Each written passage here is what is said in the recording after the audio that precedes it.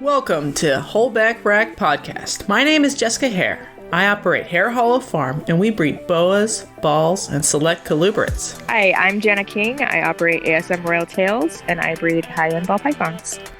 We want to share our journey navigating herpetoculture and are dedicated to promoting biohazard safety for all species.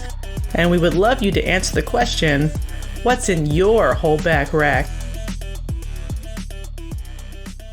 Welcome to episode 28. Jana, 28? what's your favorite color?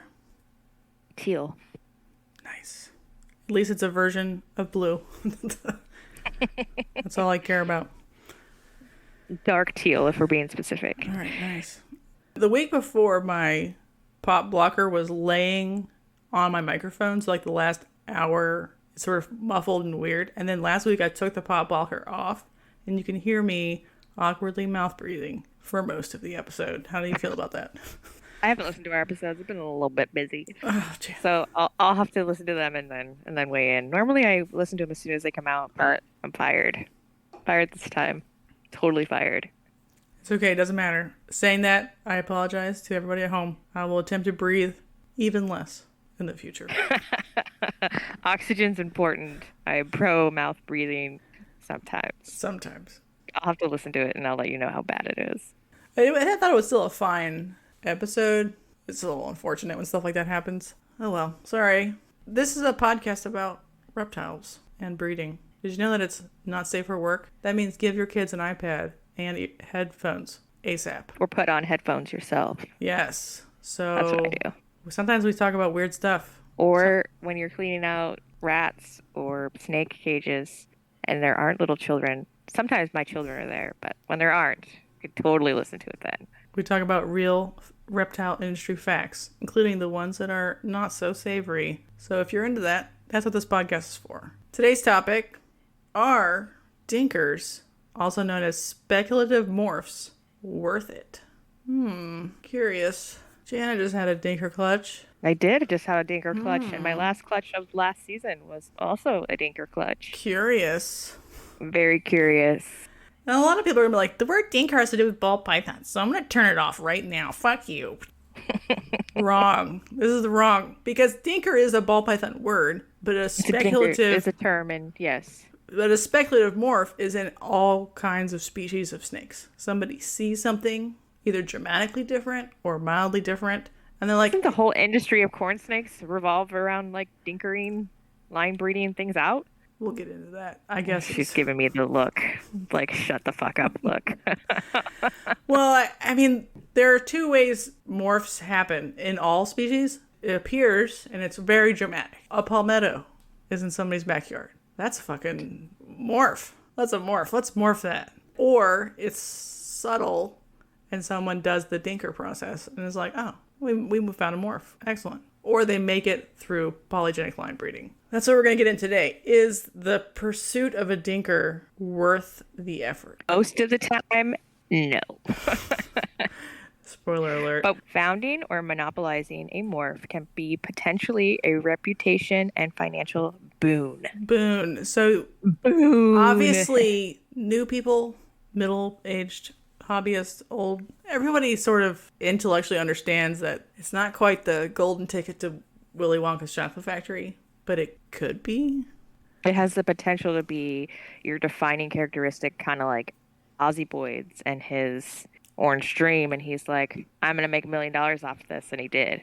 Right. It could be like that. Could be like that, or it could just be like lots of space being taken up in your rack. Right. So this discussion is like how and why it's more complicated than just finding an animal that looks kind of different and then reproducing the animal successfully. It's not even that simple. It's always so much more complicated and traumatizing than that. For sure. So that we're going to go through what you should be thinking about when thinking about whether even you want to continue a dinker project. Phenotype might not be heritable. Even dramatic phenotypes can often be one-offs, i.e. the Viper ball. Yeah, so the Viper ball was insane looking. It looked like like a GHI yellow belly something combo. It was never reproducible. Just because it looks crazy doesn't mean anything, because things happen. It might have happened developmentally, not a mutation in the gamete itself before they fuse to make babies. The process of proving a morph ties up tremendous time and resources that could otherwise be available to a commercially viable project. And this is like a really complicated topic. Jana was alluding to this earlier, that it would take a lot of space and time to prove something out correctly. Best financial interest is in not releasing the project until years and generations have passed. This is especially true for males in the project. The following should ideally be accomplished before releasing the project. You should identify a homozygous form, and you should breed into popular combinations. And in ball pythons, this is especially true with clown and or pied. If it works in clown, it will launch a lot better if it does not. So there's a lot of people that like to make videos and jump out with their brand new combinations when they haven't seen if there's a super, they haven't put it into any recessive projects, they haven't done the work yet, and they're like, look at my brand new gene, wee! Don't do that. Right. I'm honestly okay with like a video about it. It's just they shouldn't be selling it because I don't know. I also think it's weird when they name it. Yeah, okay, yeah, sure. It is weird. Here's my brand new gene named this, and then everybody gets all excited, and they've literally had one clutch, or they've literally had like one generation, and they haven't even bred that generation back to the original. Or the Viper Ball got the name Viper Ball, but never even bred when they named it, and then it wasn't reproducible. So now the name Viper is ruined. It's not that great of a name, but no one can name a snake Viper Ball anymore because it's been taken by a morph that doesn't even exist. Just a specific and obviously animal. There's exceptions. The Viper Ball, I had to feel like that's an exception. If it's like so amazing and so like outlandishly awesome, you could throw it out there. Or like the Stormtrooper became like iconic, and so even though it hasn't been reproduced yet, like there are certain situations that call for it, but 99.9% of the time, you're not going to find yourself in one of those situations. Yeah, if everybody named morph they thought was a dinker in their stuff before it was ever proven, we would have already run out of ball python names. Yes. And this is also true for other species of morphs. For large species, it's almost impossible to actually do the plan of keeping all of the products successfully. Nobody can hold an entire litter of boas all the way to adulthood. And then the byproducts of those pairing back to older animals. So many animals. So big. Retics. The ball python plan works better in smaller animals, frankly. It sort of just doesn't work at all in stuff that's bigger or harder to breed or whatever, or takes longer to grow up. If you have to sit on a green tree python morph for 6 years, would you sit on the hets for 6 years? The possible hets or whatever? I don't know. Other industries do it differently, but corn snakes, they will sit on them for whole generations because they're smaller and they can keep all of them to control how it enters the market. Which even if you have controlled the project well, so you've kept it back and you've bred it into clown, and you can say if it has a super, or you can say if it's recessive, and you've done all the right things, and you've had it 10 years, and it's this glorious project. What's the one I'm thinking of? Dark Cloud Reptiles has a gene. The same thing happened to him. Anyway, even if you do everything, you might not have the clout to launch it very well. Yeah. It could be a clout issue. It could be just you didn't position your first tier buyer to be a person who did have the clout. Like you didn't sell it to Justin first. Right. If you don't sell it to Justin first, give up. Yes. Or if don't you haven't give up, marketed but it well at that point, then it can go off and die. See, now I gotta look it up because it's gonna bug me. Hang on. All right, so projects, like Jana's saying, get released and fail all the time. But failure isn't that, like, it's not a morph or some people don't like it. It's just that it doesn't do the morph trajectory where they go up to 50,000 because they're new and they slowly slide down like a stranger, and it's well preserved and loved and valued. Most morphs don't do that. They just sort of dribble onto the scene as males get leaked out, and then they find out there are 3 or 4 different versions of the same thing. And they're like, oh, that's because it's been floating around in, like, somebody's banana collection for the last 10 years, spreading around. Like, I'm still surprised Krypton or the cryptic gene itself and Krypton even are commanding the prices they are, because it's everywhere. So it should be the same stuff. Yeah, it should be the same price as clown, basically, or cheaper. But it's not. It's a little bit more expensive. But I don't know why, because it literally everyone with a bell line DG, and the bells have been cranking out DGs for 1,000 years. Most of them are pos head cryptic. And most of the ultramels they've bred also are posset cryptic. It shouldn't be like a rare gene. It should just be like a clown.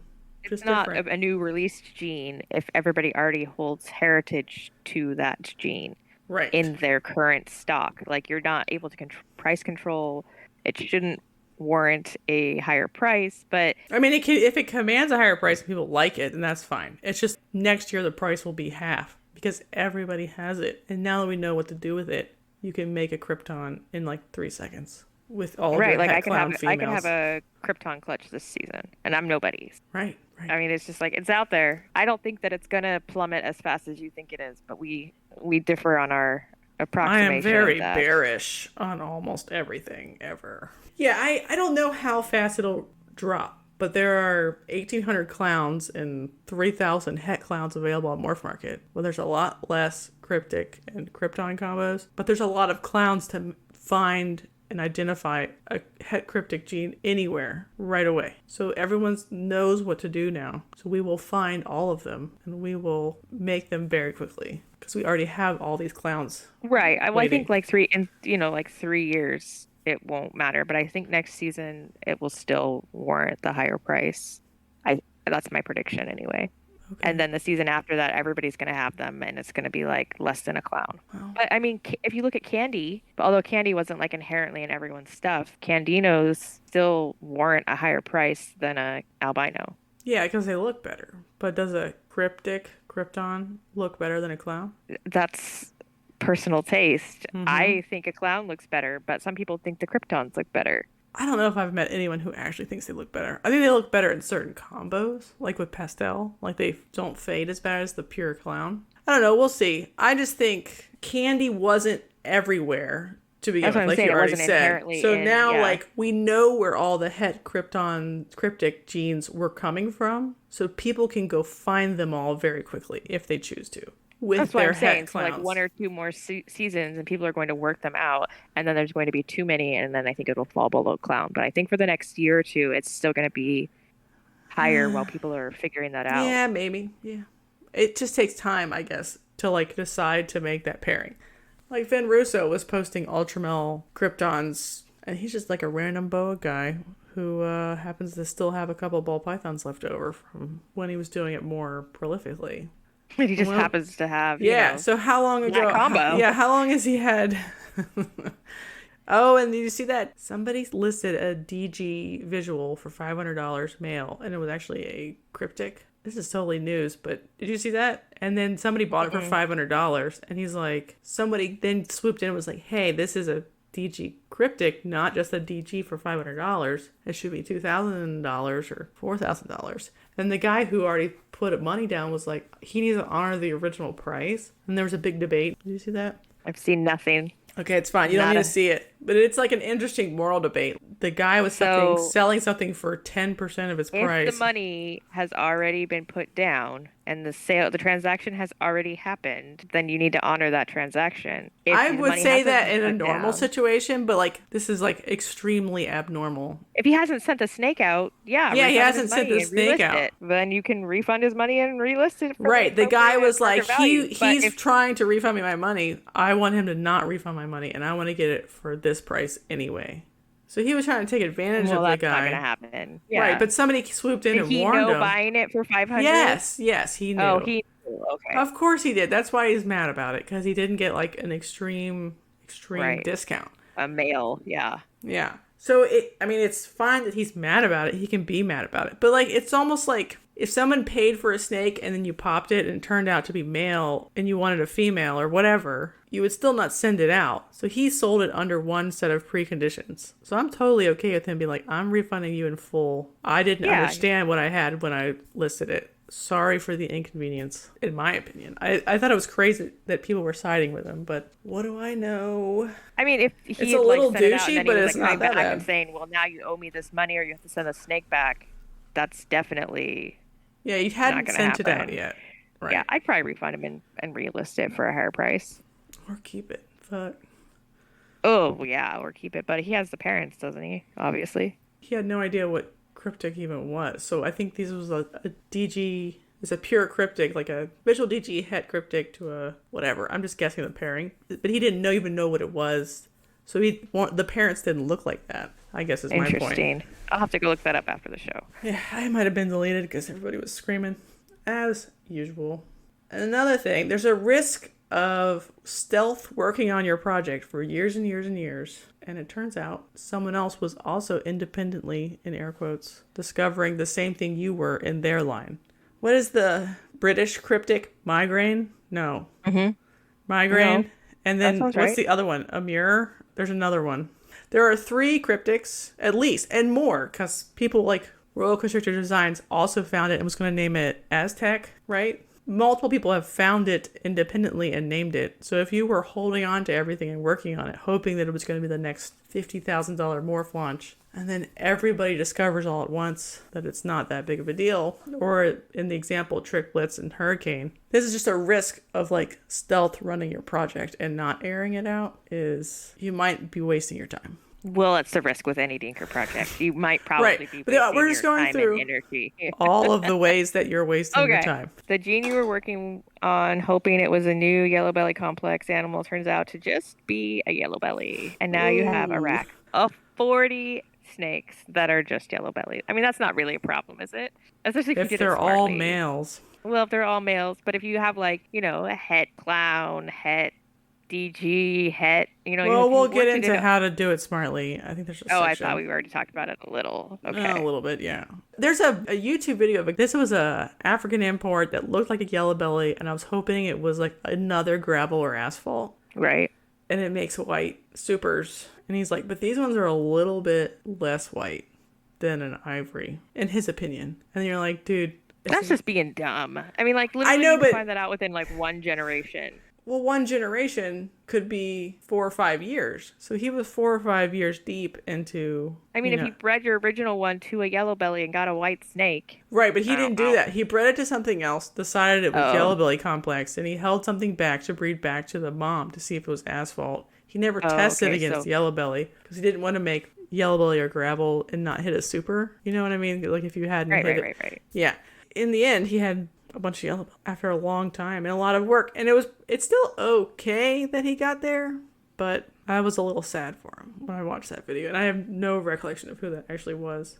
In species that have less morph speculation like they do in ball pythons, the whole hobby is super suspicious and evil about any new morph claims. So it takes a really long time to get anywhere with anybody, even if it does prove to be something. And I listed boa people because they're the worst about it of all time. Nagging, complaining, bitching, boa people. Because they don't believe it's new, even if it looks like something. Because half of it all looks like something else anyway, the way boas work. Is that worth it?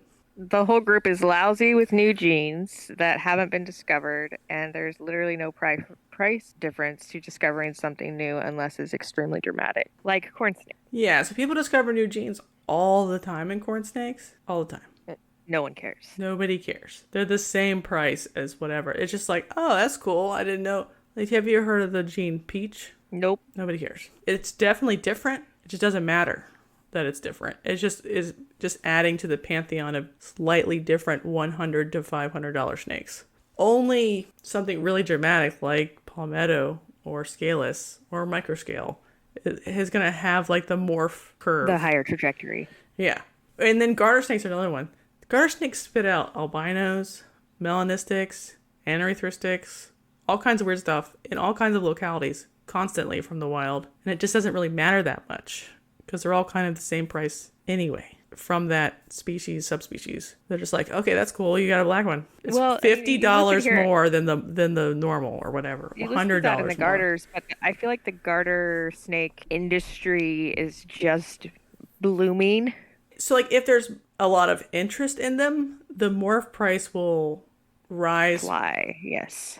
You're saying that it being in something new does not immediately give it rise. It's the interest in it that gives it rise. Yes. Right now, all of those morphs have been around for 20 years or whatever. It doesn't matter. And then the wild produces new morphs all the time. It just sort of doesn't matter. It's just part of the same milieu. But when they found the first leucistic Western hognose, it was an extremely expensive snake. The 100% hets were $20,000 at first.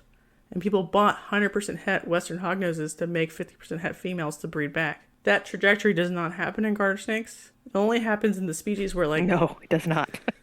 where people have decided that they want to spend money and it becomes like a money snake. Not garter snakes. Sorry, just for no reason, garter snakes are excluded. Probably because they're too common to find outdoors and they breed really fast. So like the prices even out faster. So there's no reason to speculate on a new morph if it's it's just part of the fun mix of what you're doing anyway. It is weird how some species become morphed out and some don't. Even though garter snakes does have lots of morphs, so they could be morphed out, but they're not. If you go find that leucistic garter snake, does it matter? Not yet. Not until you make the market believe you that it matters, which is a really weird way to think about it. You're right. Well, that's what it is anyway. Yes. All of this is made up.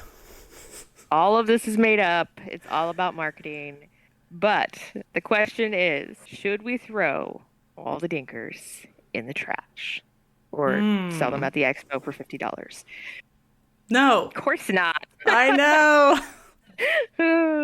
No, we're all going to have dinkers. I know. I don't know. It's like this special little Easter egg hunt that keeps it fun. As if you're doing it right, which we should probably get into that down there.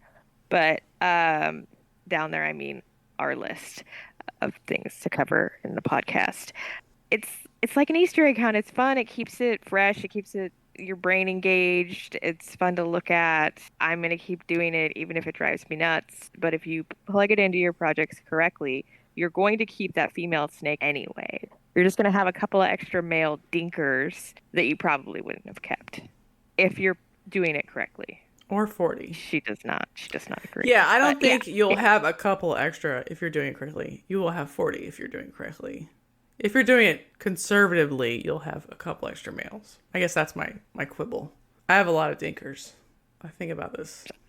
All of her racks are dinkers. But you've also plugged them into things that are useful, like clown.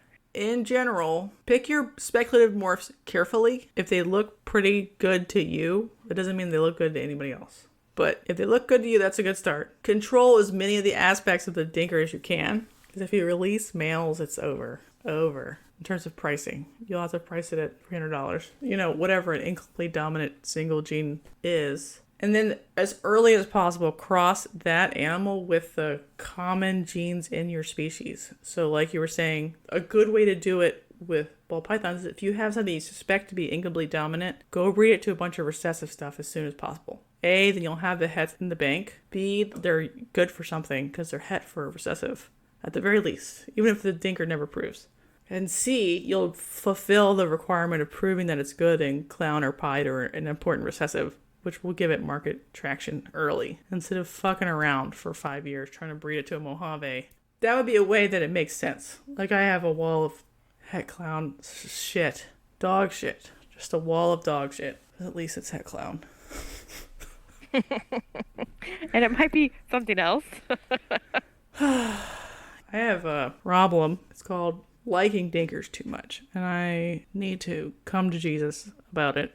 But I like selective breeding, and to me, a dinker or a speculative morph is a form of selective breeding. You're like identifying. I was going to say, you come from a background of corn snake, selective breeding type boas, so you are approaching ball pythons in that same manner, that attention to detail that most breeders don't. It's kind of fun. It's fun to watch. It's fun to hear about. Right. So that's exactly what's going on. I just want to see the phenotypes I like and want to see what those phenotypes look like in a particular morph combo. And it just so happens that boas all die from morph combos that are too combo-y. But ball pythons are pretty good. So it's a better platform for playing with, monogenic genes, and boas are a better platform for playing with polygenic genes. It's just like a dumb luck, but you can still scratch the itch across any species you're working with. I agree. A lot of the things that people think are dinkers, and ball pythons anyway, are actually het for a recessive gene. So it's, adding color or adding flaming or making the sidewalls big or striping out the top. Those are all, turns out, traits of being het for some other recessive. So whenever somebody thinks something's going on, the extremist gene that is actually het tristripe, well, turn out it was het tristripe all along. Surprise! So when you see something, you're not usually making shit up, but it's probably not an incomplete dominant. It's probably just like the het effect, losing its mind. I think a lot of the time. Like I had somebody inquire on a extreme gene het clown that was just called a normal, because it's a male. Mm-hmm. And they're like, this one looks really good. Like, is it still available? And I'm like, listen, bud, you can't buy this thinking it's like a morph that you're going to speculate on. Oh, you think buy it for a dinker. Yeah, because I'm going to tell you what it is. I know it looks good. That's because it's het clown and an incomplete dominant extreme gene. So that's why it looks good. It's not a dinker, though. It needs to go live with a pet. It's a pet home. I could solve and then he didn't respond. But he was trying to like speculate on it. Right. So, oh well. Or like those pieds that are really, really orange. They're almost always het for an albino. Which one? You'll have to decide. But that's usually where that comes from. I like yellow belly, Mojave, and vanilla as like testing genes for complexes because they usually like are reactive enough. Especially Mojave. It's like the best one of all time. Mojave will react with the subtlest, shittiest granite gene. It's just like barely a little extra curly Q. I really gotta get some kind of like male with a recessive that has Mojave. So the problem is like Mojave makes a high white pied. So like you'd have to pick your Mojave carefully. I like Mojave pied. I do too, but you can't see anything in Mojave pied. So it has to be a Mojave clown or puzzle or something. Yeah. Or just ghost. Right. But you can argue about different ones being whatever. Like, why didn't I include one in, like, the Black Pastel Engie complex? It's because those ones are very powerful. They don't always allow stuff to happen. You should eventually test your gene against all the complexes, but it takes forever. So if you're going to test something with something, maybe like a Mojave Yellow Belly Ghost male, it would be your test if you had females. Het Ghost isn't worth anything, but at least you'll try. The thing that gets me, and I need to make a YouTube video about it, is the het ghost effect. It's so pronounced, it's insane. I don't know why nobody talks about it.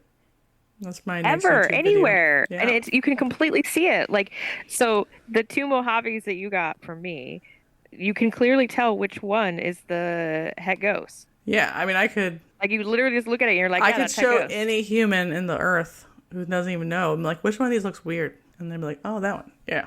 And I have a GHI that's not het ghost and a GHI that's het ghost. Totally different. Obviously the two Mojaves. A black pastel that's het. Totally different. Like the het ghost black pastels, it sucks away a lot of their eyebrows from their alien heads. It like cleans all that out and then it blows out the sides too. That's one of the more obvious het effects and nobody talks about that ever. That'll be my next YouTube video. Good job, everybody. I wish I had more examples. 100%. No, I totally can see it. I know what you're talking about. The animal does not have broad market appeal. You can still work the project. You just have to recognize that your own limitations when it comes to space or money and realize without the right kind of launch, the morph will not result in any sort of financial boon for you. There's only personal satisfaction in solving the mystery, which if you're playing with a dinker hoping for $1 million gene, then you're doing it for the wrong reasons, in my opinion. Like, it should just be for personal satisfaction with the potential that it could turn into something more. But I do it because it's fun and it makes my brain happy. I don't do it because I'm like, it's the next big more. Gotta have it. I mean, 90% of it is personal satisfaction. But, Josh Jenkins and Acid, like, he was able to turn an animal he saw and looked kind of dinkery into that was like the foundation and large part of the success of his business was a single incomplete dominant that he found on kingsnake.com. So like it is physically possible for someone to sell you an animal that could be a financial success. But it's definitely no like getting it out of Africa for $150,000 or whatever. That time has passed. I do like solving the mystery. Like I don't want to see a speculative morph in my collection and not have fully tried to figure it out. Like, it's okay if it's not anything, but I just want to know. The dude who sold all the het pied boas by breeding a visual pied animal from the wild to a normal female and then just sold the hets without proving it out, he's ballsy as fuck. I don't know how much he sold them for. I think it's a secret. And we'll get to It is a secret. No one will say. Yeah. I bet it was $50,000 for like a pair. That's my guess. Because boas don't go for quite as much as balls on the rare. I mean, what are they going to do? Want their money back if they don't prove out? No, because obviously they probably signed a contract or something. But I just find it interesting that because of the size of boas, boa people have to sell before the project is under control and known. Right. And you're like, well, what do you do with that? You know, if he wasn't in Mexico, he would have test bred the pied to another, like albino or a VPI albino or something, right? He wouldn't have bred it to a normal. This is very strange in total. If I were him, I would have still just tried to keep all of at least that one litter. I wouldn't have bred him to a bunch of times, but kept the one litter and then not bred him again. So I didn't have to hold on to a ton of stuff and then bred the babies. And once I proved it was genetic, then charged $100,000 for a visual and pair it with a female het from like the first year for another $50,000 or something. I don't know how much. Maybe in Mexico it doesn't matter. He needed the money quick. He did the money quick. Or if it doesn't pan out, he wanted to make his boon. Yeah, I mean, if you have some reason to believe it won't pan out, do sell quickly for a large amount and then run away. In ball pythons, probably people still would have speculated on it, but people are much more reluctant to speculate on weird ball python stuff since the red ball, black ball business. So I don't know how many people would have done it anyway. Probably enough. People are dumb. Like, I picked a snake off of Morph Market in 2019, a boa. Bred it that fall. I picked it because I think it has a phenotype that's monogenic. Kept 5 offspring that have the trait. Sold the rest. And I'm planning on keeping them all and bringing them back to their father. Was that done? 5? Did you say 5? They're boas? Yeah, boas. That are specifically for a boa dinker. Whoa, I mean, what an idiot. It's not like 5 ball pythons. I mean, no, 5 boas. It's that's 5 a lot boas. of it. You don't get this dumb without a whole master's degree in herpetology. That's how we trained up. I'm not saying don't do it. I'm just saying that's a lot of space. Her next house, it's going to have a facility. You wait. We'll see. Yeah, I just wanted to prove once and for all my theory, and I'll tell my theory, is that almost every CBLT boa is monogenic, where the saddles are connected on the side and the tail is ladder-tailed. And they may not have a very exciting super like the raptor, but it's pretty cool. But I think they're all monogenic. That's my belief, and I will prove that 4 years from now.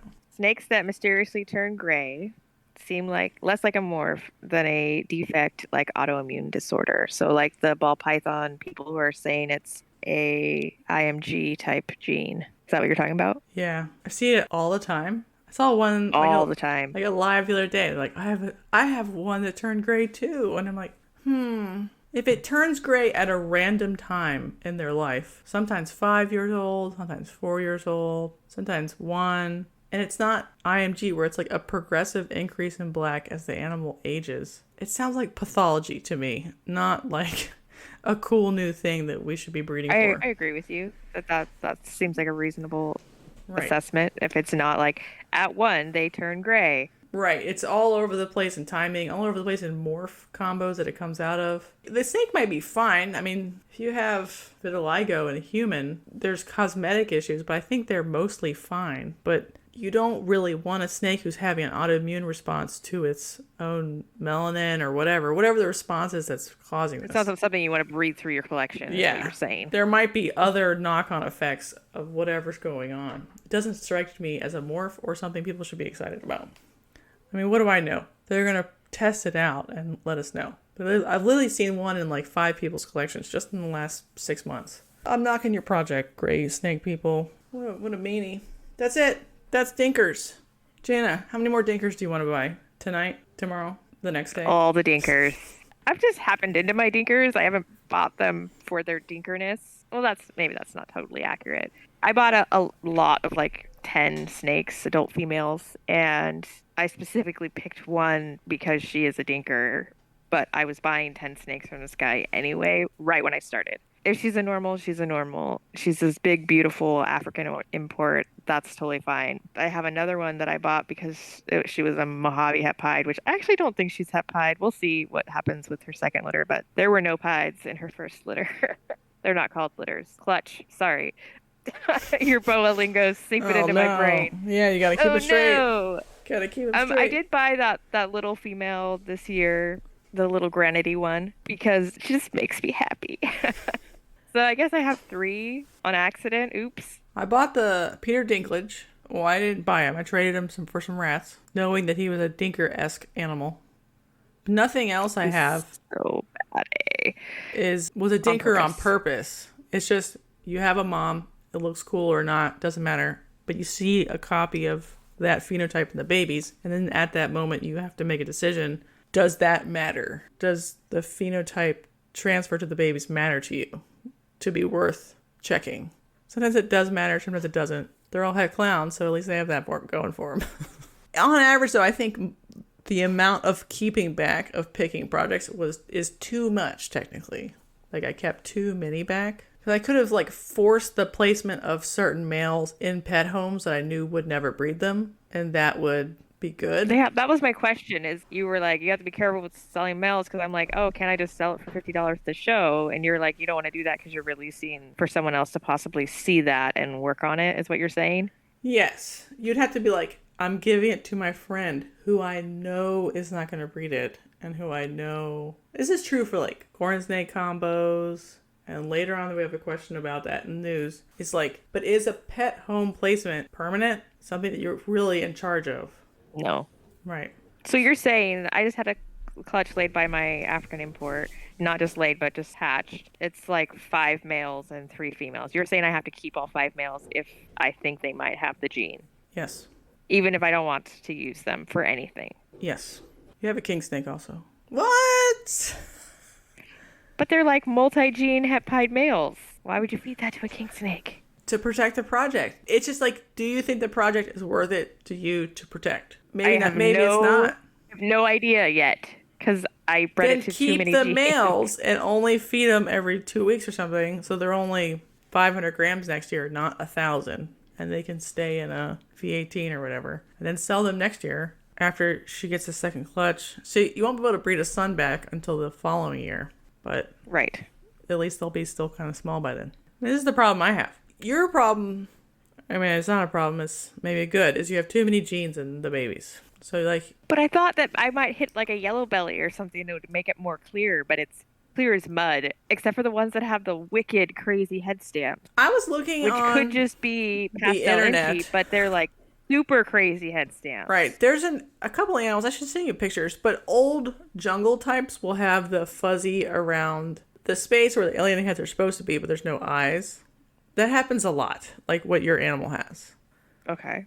And most of those never prove to be genetic when bred back to each other, and they will have split butterflies on inchy pastels. It's kind of genetic, because it's whatever. It just doesn't matter, because it's polygenic. So you could use that evidence to say it's polygenic. I'm going to sell it as a jungle type mother, het, whatever. So there could be jungle type genes floating around in here. And so you just think go she's with that. Jungle-esque, and it's not going to be genetic, or it's going to be polygenic? She looks an awful lot like a lot of the jungles that have been imported already that will do that. But that is still okay. There's a question there of like, if you bred a jungle type polygenic pied, what does that do to pied? Is that worth keeping just to sort that out? Yeah, I don't know. That is a question worth asking. Because my sex ratios were really good, like I had 6 females and 2 males, it was very easy to be like, okay, I'll just keep both males because I got an heir and a spare. And if one dies or his wiener falls off or whatever, I have a backup wiener. And so that's not like an unreasonable expectation, but 5 males gets a little crazy. Yeah. But if you're selling them because of their hets to someone, they're going to want to breed it. And so what do you do when they breed it the exact same year you're breeding it for the first time if something interesting happens? I don't know. Well, you'll have to help me figure that out once they shed. Well, I mean, when I looked at your stuff, I was like, I can't really tell what's going on here.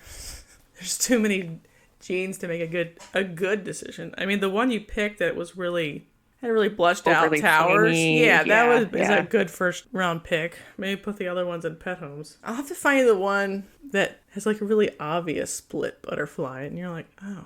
I'm sure that the 2 that I have will end up being some kind of like jungly type gene. Because that Mojave one, her babies look jungly. The question is always like, is it Jungly, jungle? leopardy. So like the polygenic version of like aberrant ball python, or is it het monsoon, or like a low expression blitz or hurricane will look jungly to me, even though the alien head eyes haven't been like accentuated in that particular expression. It'll still like hook and warble around and have little droopy circles and stuff. Life's complicated. I keep lots of snakes. I don't know what you do. We'll report back when we look at your babies after they shed. Well, because I still have my whole clutch from November from the Mojave Dinkery one. Right. Well, no one can give you a good answer until you have kept a son and bred it back to a mother. She didn't have any sons. No one can give you a good answer until you produce a son and then raise it up and then breed it back to the mother. 50 years from now, you'll find out. Dinkers, everyone. They're hard. They're fun, though. New news. Speaking of pied boas, Dave Palumbo's het pied to het pied pairing was a full slug out. Oh, that was so... Oh, I burned for him. And I don't even know much about the boas, but I knew that, like, the pied boa thing... Problem was that's a bad day. They were 2 years old. Wait, are they supposed to be, like, 4? Yeah, they are supposed to be, like, 3 or 4. Because you had talked about how your 3-year-olds were acting like they needed to be bred, and so you would rather breed them than let them slug out, but his were 2? Right, so they were paired at 2.5 and gave birth right when they turned 3. So that's why everyone thinks that they slugged out, because they fed them fast. So he bred, I mean, this isn't like a shit on Dave Palumbo episode, because whatever, but he bred the first crystal, I think the same year Jeff Ronnie. And a crystal is a labyrinth to a labyrinth. It's sort of like the ball python version of like a super special or something, like a mystic crystal. It's sort of like pale, and they have blue eyes. So they're pretty cool. But he did that pairing with a 2-year-old female and 2-year-old male. And that one worked out okay. And he did a couple other ones, like his Sterling. He feeds fast is what I'm getting at. And he's had okay odds before. But sometimes when you feed boas fast, they don't always do that good. There just hasn't been enough boa generations where every boa is ready to breed right at 2. Sometimes they do better. Well, the girl was fine. It was the boy that was not getting it done, right? Maybe. Or maybe she was forced to ovulate by his maneuvers, but she didn't want him to make her ovulate, so she would never let him put his wee-wee in there. Yeah. His assertion that she did all of her job. Just the foreplay, please. Yeah, put it in the back door only. That's what she said. And he was like, okay. But then still... Saving myself from marriage, so you just get to tickle a little. Just the tip. So just the tip of boa breeding is no younger than 3 and maybe more like 4, 5, 6, depending on her readiness.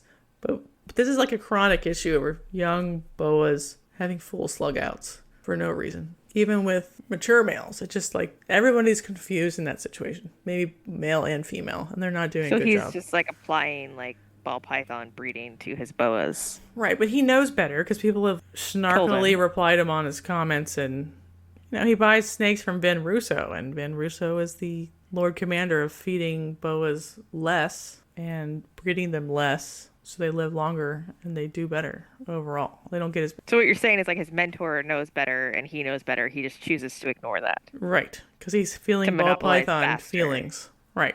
Okay. You just don't see the same thing in ball pythons where if a female decided to go at 2, she does not slug out at a higher rate than a 3-year-old. They slug out because it gets hot or something. Or their male is a shitty sperm male. But you just don't see the same kind of numbers. Boas will slug out for any fucking reason under the sun, it seems like. But age is definitely one of them for both parties. That's the het pied. We're not here to scold Dave Palumbo. If Dave ever listens to this. It's more just like a bummer for him. Right. We couldn't confirm. We felt your pain. Couldn't confirm or deny if pied was even heritable in boas. His was the first chance. But he said there's other people that are breeding theirs this year too. Yeah, well, they're also dumb and they power feed their snakes also. Yeah, well, I think there are more pairs out there. I don't know if they're breeding or not. Did he say he thought they were breeding? He said that he thought that there was like 2 others that were going to be breeding this year. All right. that were not his 2 other pairs. So I think it will be genetic. It looks, I don't know, have you seen a pied boa? yeah, whoa, that's hot. Is it? So I hot. think they're kind of lame. Well, They people look pied like, anyway. yeah, well, they look like Burmese pieds. They're hot. They're Like, really hot. very that. little white on the top, and the circles of piedness are very like, they're like an inchy pied in ball pythons, if anybody knows. Where like there's the inchy has made it so most of the top is colored, and so they just basically have white stomachs and then like an aberrant pattern. I'm not saying they're dog shit. They're cool, fine. Super cool. I think definitely like not dog shit. to me the blood pied and the ball python pied are better looking to me than the Burmese pied and the boa pied, because they have, and I like high color to mid colored pieds, but I like the shape of a blood and ball python pied's saddles better, I guess is what I'm saying. You mean like, so it's just not like the stripe across the top? Yeah, like if Rather every than, like, the ball pied, full- but if every boa ends up looking like that, it's fine, but it's like almost the same thing they already look like. It's just like a different kind of pattern. So if we can't manipulate the percent of white or the deposition of the saddles, because we don't have that many genes in boas, is it cool? No, sure, it's cool. But is it like super cool? This is the one that I saw. So that's a good idea, but that's also a Brazilian rainbow boa. It's not a boa constrictor. I knew that. Okay. Does it not look the same? No? I mean, kind of, but so imagine even less white than what you showed me. The white is almost exclusively on the belly. Like this? Yeah, isn't that kind of boring to you? That is boring. Sorry, I was going reference based off the rainbow boa. I thought it would look the same. That's hot. Look how hot that is. Yeah, that's cool. It's cooler because the white comes up a little higher. The pied boa is pretty cool. It's like a new morph. Is it the next super fire that's like an all-white snake with black eyes? See, this is really cool. This is the same snake. This is still the Brazilian rainbow boa. And but you get the idea though. Like, yeah, I know what you're sort saying of like now. that. Yeah. Where it's like still almost a uniform back. There's no individual saddle sort of splooting down like it does on. It's almost like high white, like a spider, rather than, or a calider, rather than a true pied. Yes, it looks like something like that, where the side walls are turning white, or like pied and corn snakes. The side walls turn white, which is still cool. Let me be clear. This is the same problem I have with the Burmese python pied. It's like, oh, the bottom's white, but the top's still brown. I would never want to retic, but the reticulated pieds are pretty fucking cool. Yeah, those are really cool. There's like a good spread of white with like splotches of color. Great. Terrible pets though. Fuck them. But you're saying like this is the first time that it's been bred, so like they might be able to get more individualized saddles with this next generation. Sure, yeah. Because there are some ball python pieds that are just that long strip, but then they have like a ringer of white. Right. Yes. There's probably some variability in the amount of color or deposition. What the Burmese python pieds have taught me is that all the Burmese python pieds kind of look mostly like that. And in ball pythons, most pieds look like drops of saddles. Very few are extremely low white. That's rare, without another gene helping. So if the founding pied male looks like that, I'm assuming, maybe incorrectly, but most of them will look something like that. And it's only going to take the addition of other genes to increase white, like fire or hypo, because it'll be like affecting the amount of melanin that even comes out. So it's fine. I'm not sure what morphs I'm excited about in boas. Like when I wake up in the morning, you know? What am I excited about? Pied? No. I don't know. Not really. Wait, so has your IMG girl, has she ovulated? Is she going to go? I thought she had ovulated, but she's not acting gravid. So if she did ovulate, it's not going to be a good litter. If she did not ovulate, then she's not gravid. Ultrasound? Oh, you don't use your ultrasound on your boas because I try not disease. to. Right. The other female appears to not have gone at all. So I was giving him a couple month break, and then I'm going to put him in with another female who's also het for VPI. But her male just sort of gave up after a while. And I don't know if it's because they both weren't ready, because they're both 4. But they sort of act kind of ready, but not super ready. So I'm like, maybe not. The females or the males? Females are 4. Males are quite young, which is their own problem. We'll see. I know I had an ovulation in post-ovulation shed from another boa, different boa. So that means I have 4 gravid boas. When's your first litter due? Right now. Right. It was supposed to be like any day now, right? Okay, here's a question. There are 2 recessive T-negative albino genes in boas. One is called Kahl and one is called Sharp. They are visually not distinguishable, but you could breed them to a boa woman caramel albino, and the Sharps will be, it's allelic with that, so they'll obviously make an in-between phenotype. Do you think that if somebody bred 2 animals they thought were both sharp together and got normals, meaning that one of those animals was a Kahl, that the baby should be culled or rehomed to pet homes? What do you think? I don't even think I explained it very well, but... I got it. I just was replacing the words with lavender albino and albino.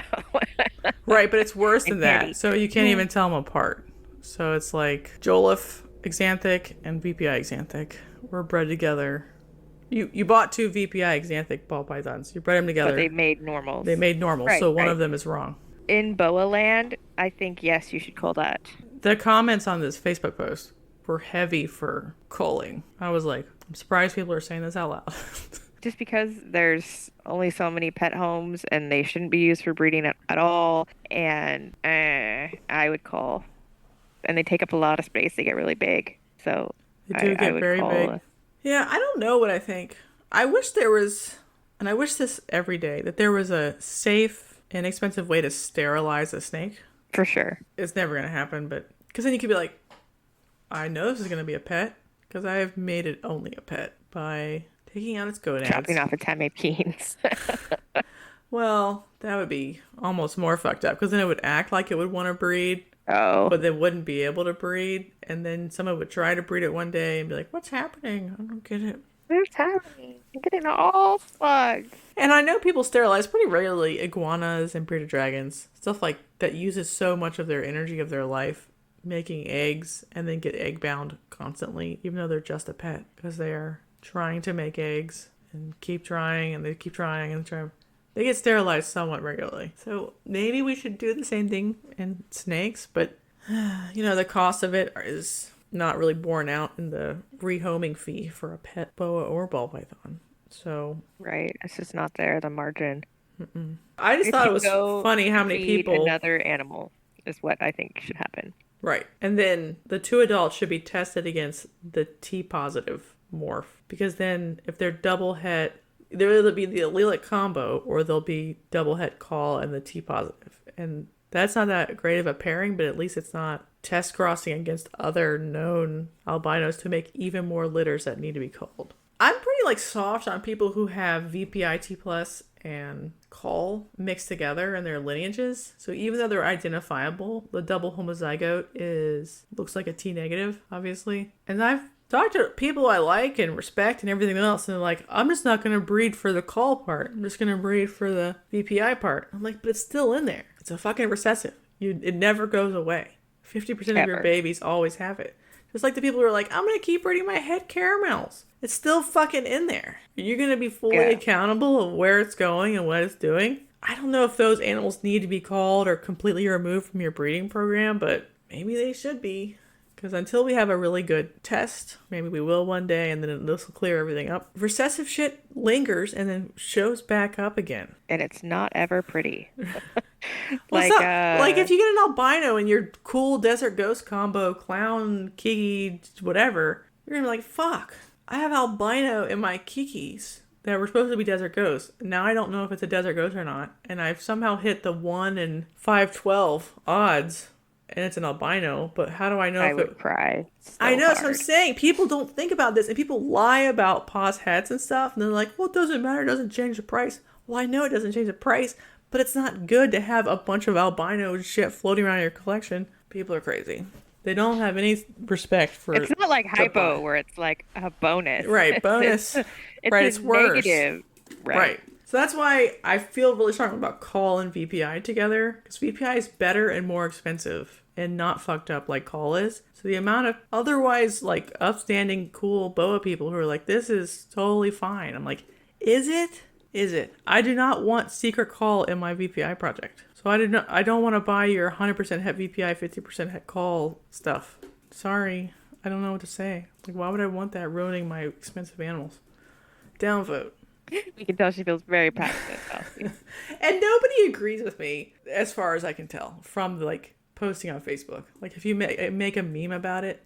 I agree. I agree with you. Okay. I completely understand what you're saying because if that popped up in my project, albino, as much as I love albino all by itself over in the little corner, I don't want it popping up in my expensive Yeah, it triple would head. fuck up your project and years Yeah, of work. And you'd be like, everything's fuck. tainted.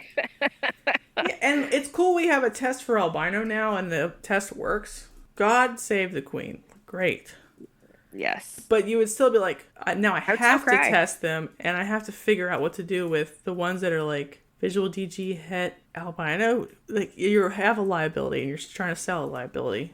It's just a mess. People need to have some respect, which is funny coming from me. Anyway, Terminator. What do you think about that, Gene? The Terminator's, what's their company name? I already forgot. I haven't watched it in a while. If you watched it today, synopsize the Terminator Gene for the... Barry Summer. So I think that's the guy who's the channel, but he had his friend on. I don't know his friend's name. I can't remember his friend's name either, even though I watched it today. It's the same guy with the spider that thinks it's not a spider. The Bolt. Right, we talked about The that Bolt. last week. Yeah, so I went into it not with the biggest expectations. I'm gonna be honest. I was a little colored from the whole spider thing. So he's showing the beginning of the video, he's showing his like pastel Terminator. And it makes me mad because the Terminator is like a really fucking cool name for a morph. Like, good job. And I'm like, okay, yeah, I see the head stamp and yeah, okay. I see that it's like pastel inchy-ish, but it's not a pastel inchy. I can see that. But he didn't like start off the video with like a single gene. He, like I said, it was a pastel. And so you're like, what am I looking at? Is this another spider situation? So I just didn't have the best confidence in him. But the animals that he did show were pretty cool. I could definitely see that something was going on. And the super form, it's not spectacular. It didn't wow me, but I could see that it was something. And then it with pastel was gorgeous, and I don't say that often when pastel is involved. It's got a lot more work to do, and I think that it's still too early to be naming it or presenting it or anything like that. But I definitely saw what he was trying to say, and it's definitely not spider. Sure does look much more compelling than the Bolt. Yes. It does look like zebra, and I think they made a comment about that with pastel. Yes. So that's... It's zebra, jungly, enchy, and so we'll see how that works out. Yeah, I am sad I didn't release a single gene version of it, because that would have been helpful. But here we are. Yeah, I'll leave a link in the show notes for you guys to check out. I thought this one was more interesting than the Bolt, but the Bolt had much more negative attention. But this one is one I think is worth looking at. I was just a little disappointed that he used such a badass name for such a subtle morph. So, or that he had even named it at all at this point. That he shouldn't have named it at this point anyway, and he definitely shouldn't have taken that one because that was cool. And it's not like it does anything. I can see that it's something. I can see that it's affecting and that it is like reproducible or whatever, maybe. I don't know. None of it was like, oh my gosh, I have to have that. That's amazing. And he didn't have a clown version. And he didn't, it's just like, that's his biggest mistake. There's two ball python markets, the clown one and everything else. I can't believe you don't know what I'm talking about when I say Black Cloud's Reptiles Gene. Nope. It's like it's letters like GHI, but not GHI. OFY. Oh, the one that looks like a GHI yellow belly thing. It's sort of banded. Yes, but in a single copy. I like his gene. I think it's cool. He did all of the things you're supposed to do. He has it in clown, he has it in pied, he has it in all these things. He had the hardest time getting anyone to even acknowledge that he had this whole awesome project. He's probably got racks and racks of this gene.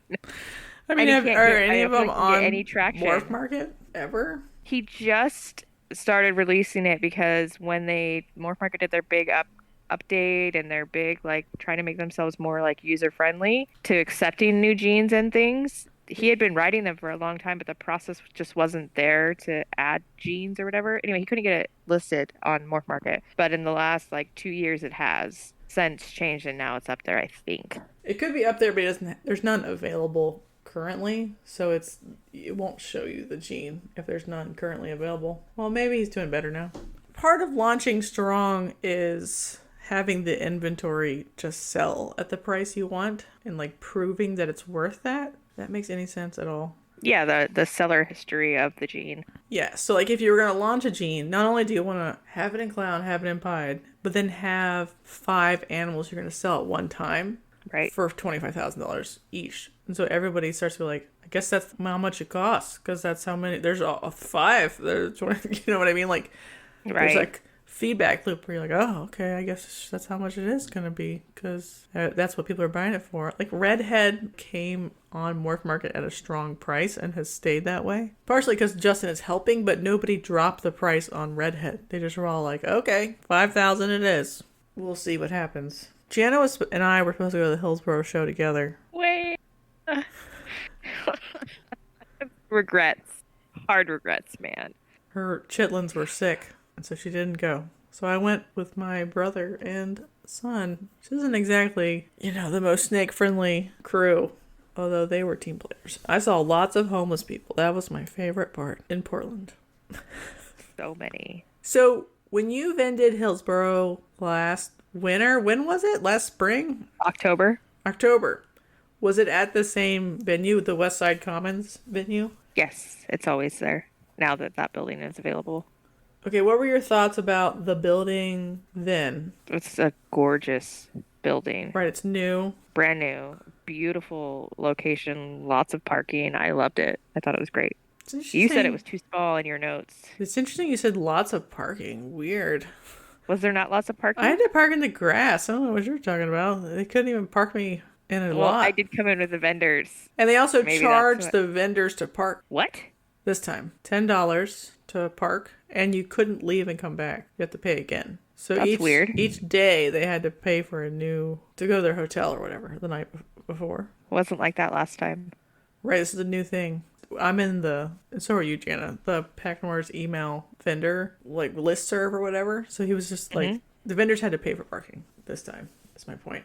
I thought the space was small, but fine. Like, attractive. And I think they said that they could have opened up another section for another 100 vendors if people had wanted it like a week or two before the show opened. Did you see that email? I didn't see. I haven't read any of their emails. It's fine.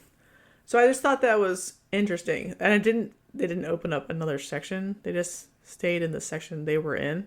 And I went there as an idiot, as always, on Saturday, at like 11. So it's like too busy. Which is when it's so busy. And you don't really want to be there. So I took B-roll by walking around once and like peering over people's shoulders at tables, but it wasn't like the right day to do stuff like that. So then I ran away, basically immediately. I was meeting someone to sell a snake to them, and I was just gonna like take B-roll and maybe put this over this podcast, but I don't even know if I took enough. So I was just like, I gotta go. It was just too much. It was still ball python heavy.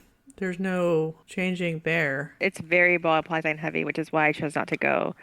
A, I don't have like any inventory, and B, there's a lot of breeders in Portland, and so just by the sheer number of them, depending on where your location is, it determines like how well you do, if that makes sense. Like in the building? Well, Macy Tara got one right in the front. I know, she was literally by the front door. I know. She killed it. She did a good job. She did more in her show, or this show, than she did all last year at all the shows. That's good. Well, she was sporting those new, or more of those snake pattern bracelets. Uh-huh. And those looked really nice. And maybe that was part of it. She had like a green tree python one, which I thought was like the coolest one because it was like teal and green and yellow. Oh, I've seen them. They're so amazing. Uh-huh. Yeah, it was sweet. So I'm glad she did good at the show. There was a couple of like, vendors that had stationery or buttons or whatever. Maybe 80% of them were ball python vendors. I don't know. It was a lot.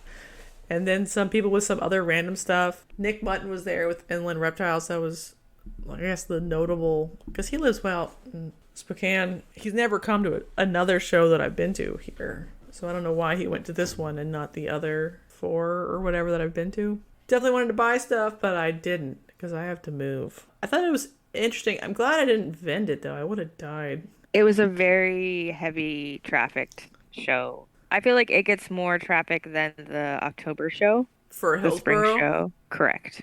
Okay. It's probably the equivalent of the July show here in traffic. Like you get about half the number of people at the second show that you get at the first show, if that makes sense. The winter shows don't do as well as the shows coming up, but Right, but people have more. they have more money at this show. So, Oh, yeah, that's probably it. like tax return. Right, but there's more inventory in October. Absolutely. To pick So anybody from. that's lucky enough to have inventory right now and be able to go, or still has inventory from last season, which is probably what most people had. It didn't feel like it was worth it for me to go. I'm glad I didn't. But the people who went killed it. Just absolutely killed it. Right. I was just there. I was like, this is a long drive, and they're charging you for parking. I don't know if I like 2-day shows anymore. I thought I could like them because you set up once, you get sales on 2 days. It seems like a no-brainer. But then the snakes are in something for a long time, and if you are driving, it takes longer. Yeah, if I did the Portland show, the snakes have to be in their containers from Friday night all the way till Sunday night. Right, that's a long time. It is a long time. And you have to drive down Friday night because it's 3 hours. So you drive down, you set up, and then you go to your hotel. You have to get to a hotel for 2 nights. And then when you're coming back, it's a lot. I was like, nope, no thanks. I'm doing a 1-day show. Did you decide if you're doing the 1-day show in May? I think I am. I'm almost certain. Chris is in fucking Finland or something, so he needs to take off and know that he has off before I'll pay for a table. But I am mostly just to sell excess older animals, any older animals I can dare to let go, just to reduce the number of moving parts is basically the reason why I'm vending that show. And I should have the first clutch of corn snakes. We'll have eaten 5 times by then, which sounds crazy. Your little cinder that you put on Instagram as a little flame. He's so cute. He's got a crazy head stamp.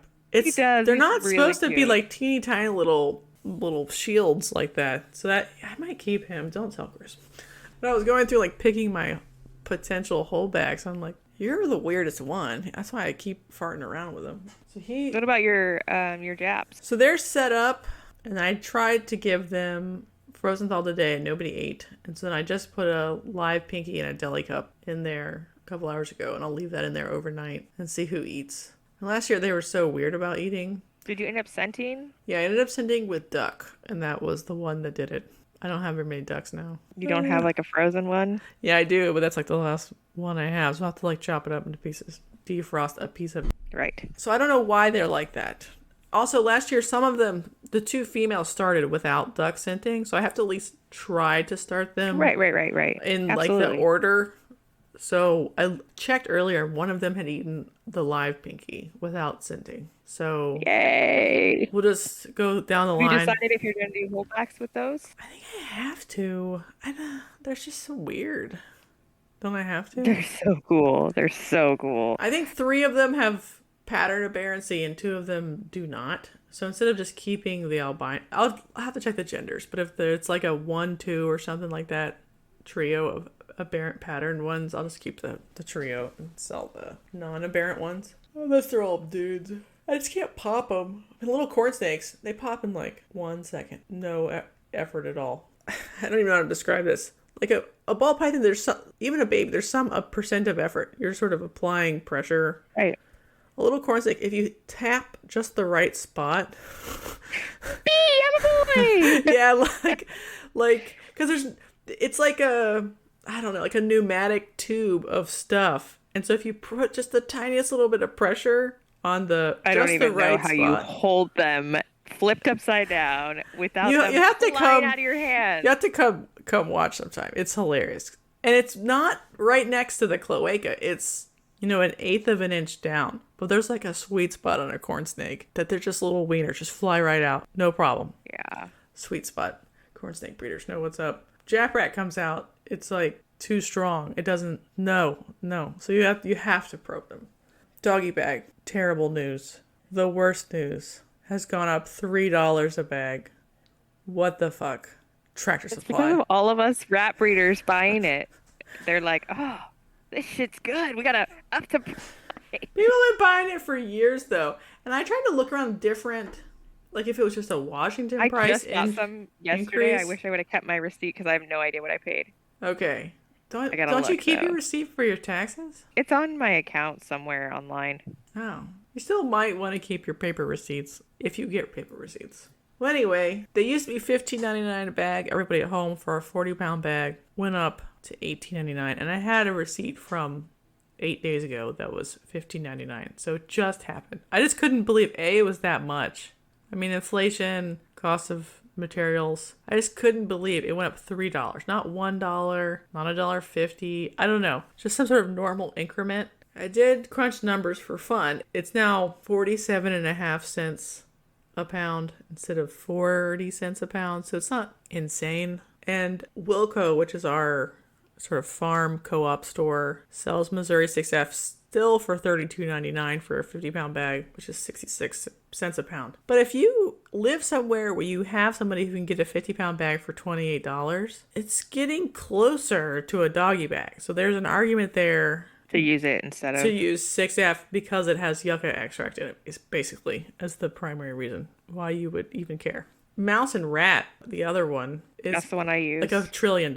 So there's no winning there. I don't know if that one went up at Treasure Supply either. I looked at some other like random stuff and everything else was similarly priced. It was just doggy bag. Blown away. Yeah, well, I buy 6 bags every 7 or 8 days now. So I know. I think about it a lot. That's a lot of money increase at once. I buy like 1 or 2 a month. I'm trying to think if I didn't sell any rodents, if I would even make enough rodents for all my snakes. And I think the answer is still no. Because I bought pinkies and adult mice. Just pinkies and adult mice. $660 plus $30 shipping. That's what mine is starting to look like every month. No, not every month. I probably every 8 weeks I buy frozen. I just think I have a lot of snakes. You do have a lot of snakes. And I don't have enough mouse production to make enough baby mice for corn snakes. Oh, I'd much rather buy frozen thawed. Right, and I also don't have enough mouse production for adult corn snakes because they were just eating like a trillion billion adult mice recently. And now we're sort of slowing down again as we get back into like normal feeding schedules. But I literally would go through, a bag of 50 mice almost for mostly just the baby ball pythons that are from last year. And then a bag of, how many baby boas do I have? 20 or something. There's another half of a bag of 50. And then another 30 or 40 a week. So that's like 2 $60 bags of mice a week just for things that eat mice-sized things. Wow. That's a lot. Just for mice. Mice, yeah, adult mice not size counting things. any of your other stuff. No, yeah. That's crazy. That's and I breed fucking rats and mice. Nowhere near. So yeah, I do make money, but remember it just like evens out with the cost of food. So I still have to buy more of many things. It's an interesting problem. I should probably like breed more mice, at least to make adult mice or something. And I could buy frozen pinkies. But so I was like trying to like start new colonies and stuff to get ready for baby season, but I should have probably started new colonies to breeze up for adult feeding season. It's really hard to logistically manage any of this crap. I don't know how to do it. The end. Yeah, it's a lot. I have 2 racks going, twice as many ASFs as I previously have ever had. And I'm still only I go through 2 bags of Missouri rat and mouse and 2 bags of Dolly Coop bag a month. How many ASF units do you get out of the 2 racks? How many babies? They're just starting to produce because I just got my racks 6 or 8 weeks ago. So they're just now starting to produce. So that's what food I've put into the base colonies. I just pulled my first set from those colonies and I got like 75. I think I spend the most money feeding older rats. So like smalls, mediums, larges. Obviously, a lactating mom is handling most of the food for anything younger than 3 weeks for rats. I'm just explaining rats. But if I'm holding on to rats to make larges for somebody, they're eating a ton of food just waiting to be. Yes. That's why I'm like, selling older rats is not good financially for anybody. No. If I had any brain cells, I would. Especially because you can sell like a baby bunny that's like £1 that you didn't have to pour all that food into, right? Yeah, but bunnies have their own problems where like they don't breed as fast and they take longer to mature and they don't breed as often as rats. It depends on the species or whatever, but It's better to kill all of your rats at smalls and freeze them for your personal use and buy somebody else's larges if you need a large than to make your own larges in some ways. Unless you're just really like lousy with money and you're just like, no problem. Which maybe I am that way. Lousy with it. It's everywhere. Yeah, you're Justin. You're like, I just have a giant rat room just to make sure I have the right size at the right time. So I have my first corn snake double clutch. So Cindy Lauper has had her second clutch because she always double clutches for you though, right? No, she's a first year breeder, so I didn't know. Okay. I didn't know what she was doing. She didn't have to, but she felt like it. 5 eggs, or it was my second, but they were all fertile because I did pair her again. My mother would like to say hello to Jessica. Hello. Have a little shout out on the show. She texted me. I did get a ball python clutch, I guess, within this week. Yeah, because I asked you last week if you had any due, and you were like, nah. She was due the 27th, so the 27th is tomorrow. Oh, okay. So we should have talked about it this week. So it was just early. Yeah, I don't Mine know. have been going about 40. I don't know. I think my rack, because I turned my rack down to like 88, and last year I had it running at like 92. All right, yeah. So now they're going like 40 days instead of like 30-ish. Turn it back up? Or turn it back up for the females that have ovulated? Have a rack just for females that are ovulated and not ovulated so they don't kill their sperm yet? I'm okay to wait. It's not bad, so it just takes longer. It does take longer. I don't know why she went early. I would rather do that than have like crappy sperm. Yeah, once the eggs have been fertilized, it doesn't matter if it's hot again because she's going to make them hot. So that's why I was saying like make a rack for females that have already ovulated. Yeah, I could do that. That would make them lay at 30 days. When my ARS, my second ARS shows up, we're at 12 weeks or something crazy like that. I ordered January 1st. Still have not gotten my ARS. That's 16 weeks. 16 weeks, yeah. And it was supposed to be 8 weeks. Maybe you send them an email because it's not even close. I did send them an email and they said, fuck you. Is that what they say? Blah, blah, blah, waiting on the legs or something. It should get here next week, the legs, but I still have not. I mean, that was 2 weeks ago. Well, their website is advertising falsely. Lead time. Oh, yeah, it's still saying, I think, 8 or 10 weeks. Right, it was saying 8 to 12 when I ordered, and then now it says 12. Or 10 to 12 or something like that. Or does it say 12? But that's not 16 either. No, it surely is not.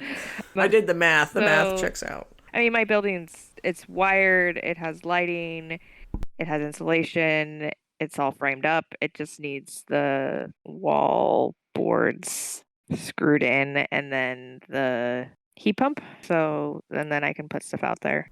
How do you feel about blackhead? Blackhead? The morph?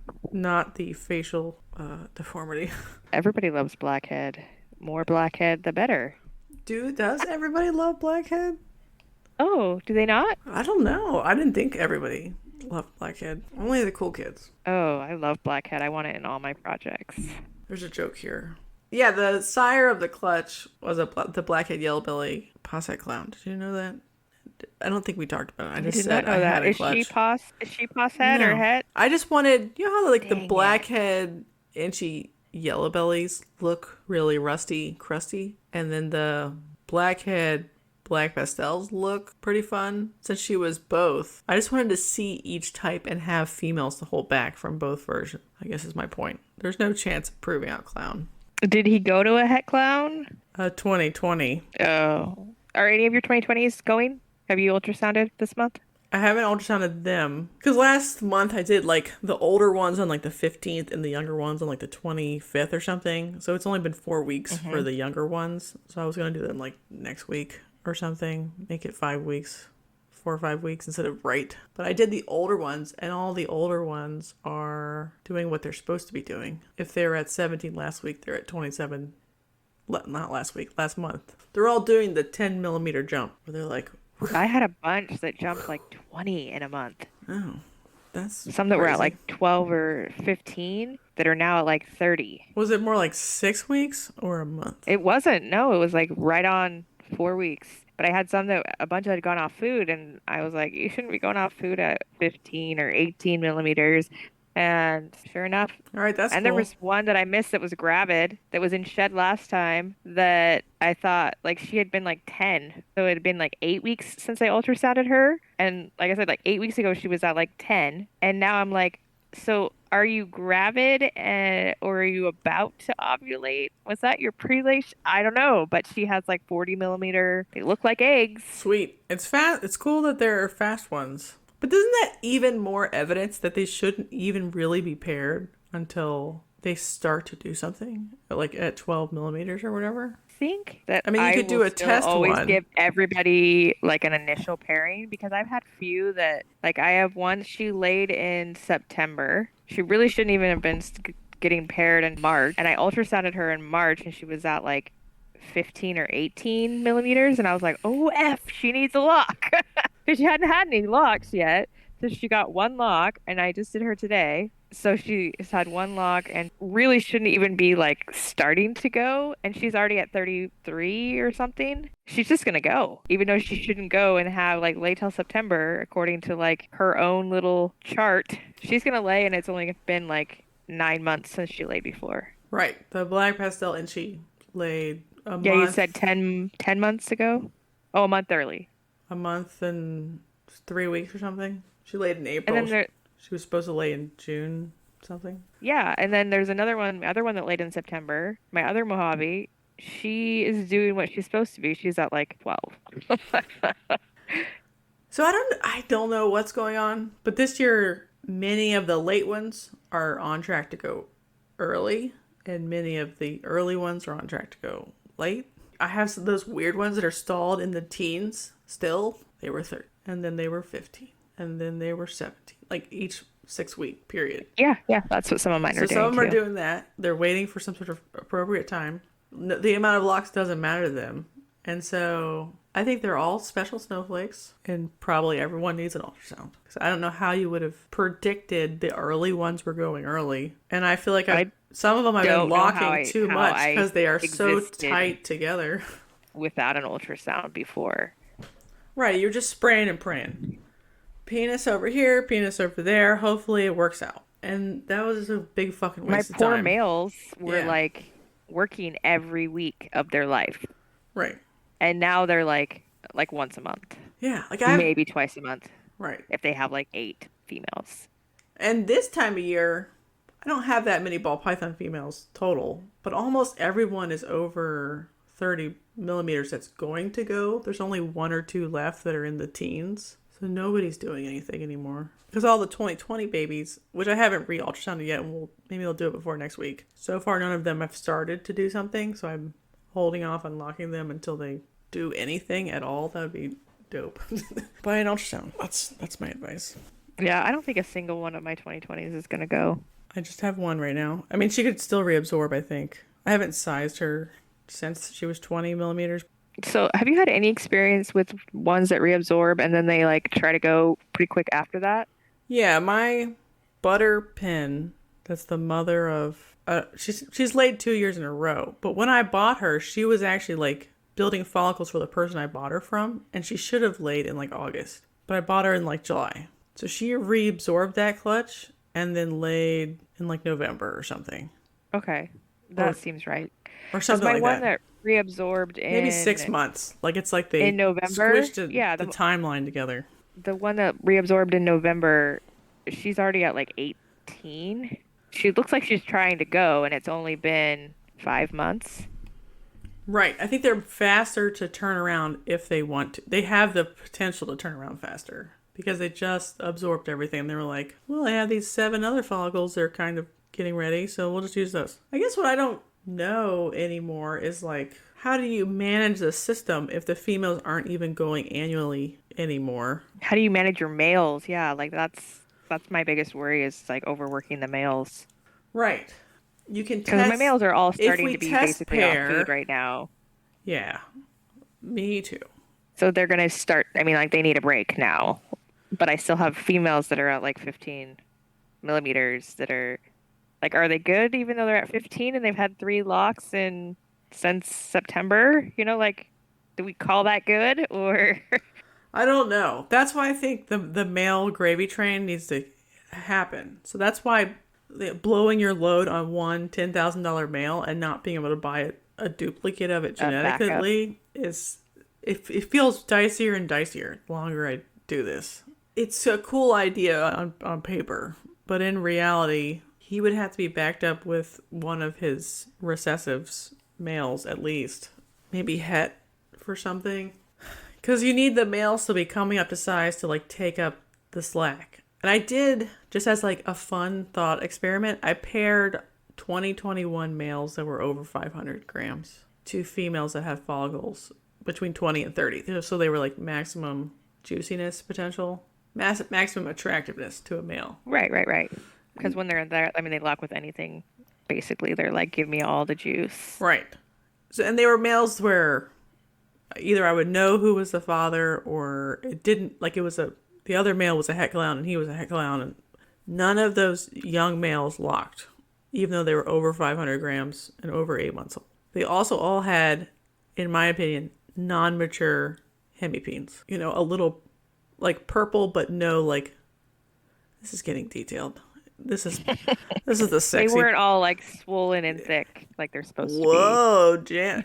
I was going to say, like, you know how they get ridges and like, you know, extra accessories the older. You don't think that's dirty too? So they're ridged for her pleasure. Okay. So anyway, this is a not safe for work podcast. Keep the kids at home. So that's a mature ass peen. And there's an in-between stage between purple but not ridged that is that usually still has viable semen when you pop them. They're like, that male could probably sire a clutch, but he's not going to be that good at staying in her body. So if he's like the backup male, maybe he can do it. None of my 2021 males are at that peen stage, but some of them are up to like 800 grams. So what is the point of this thought experiment? A male that's born in July or August probably cannot scoop the end of like a normal season because he just didn't have enough time. He needed to have been born in like January, February, March and be like solidly 1 year old. The fact that he's 800 grams is probably not enough. But these males might scoop a clutch in July, you know? For sure. Yeah. Because they would be like 1 year old. That's when the peens have looked better to me. But like in July, what do you have left that needs to be locked? One snake, one. You know, if you have hundreds of snakes, maybe it's easier to like. I have like half of my snakes still to go. In July though, like that will need a lock in July. I don't know like when they'll need a lock, but I have like half of mine that are between 10 and 15, and then I have like 25 that are 15 and above. All right. I would assume the 15 and above will be done by July. Either ovulated or laid. But the ones that are hanging out between 10 and 12 that are like not 2-year-olds, they're older than that. Some of them are proven. They haven't really started building, if anything. So they could still need a lock, like a 30 millimeter lock in July. If they're building. I did notice that my biggest females have baseline follicles that are 12. Right. I count those as baseline. Yeah. Anybody that's under smaller 12, females' baselines will be like literally their 9. body is smaller, so their baseline size is smaller. So a 12 doesn't automatically mean on every female that they're building. For the people at home who care and are here at the end of the podcast. There's no one still listening. Oh no. Jared gave us a 5-star review on iTunes. His business is called Forward Motion Reptiles. Please follow him on Instagram. He has a lot of cool ball python morphs that he's working on. And he bought one of my snakes. So he's a winner. 10 out of 10. Winner, chicken dinner. And then if you want to leave a 5-star review on iTunes or wherever you download, send me a screenshot. Forward it to the Instagram and we will shout you out. And thank you. We really appreciate it. All right. See you guys later. Bye. Bye. Merry Christmas.